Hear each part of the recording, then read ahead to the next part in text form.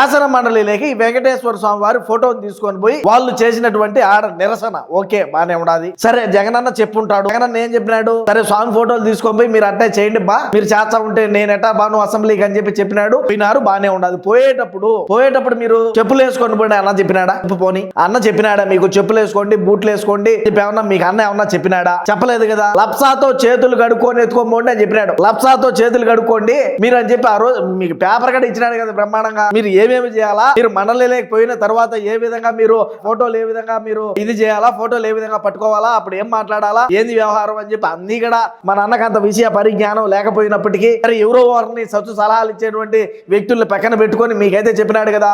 మీరు వెంకటేశ్వర స్వామిని రాజకీయాల్లోకి తీసుకొని వచ్చి శాసన మండలిలో మీరు మాట్లాడతా మళ్ళీ చెప్పులు వేసుకొని బూట్లు వేసుకొని మాట్లాడతా యాడికి పోతుంది? మరి ముందుగానే మా నాన్నకు అంతంత మాత్రంగానే విలువలు విశ్వసనీయత ఉన్నాయి. మరి ఆ విలువలు విశ్వసనీయత కూడా పాప అన్న ఎంత అమాయకుడిని పట్టుకొని మీరు ఇంకా ఇంట్లోంచి బయటికి రానికంటా చేస్తారా? ఇంకొక ఆయన ఉన్నాడు, ఆయన పేరు ఏం పేరు? మాధవరావా?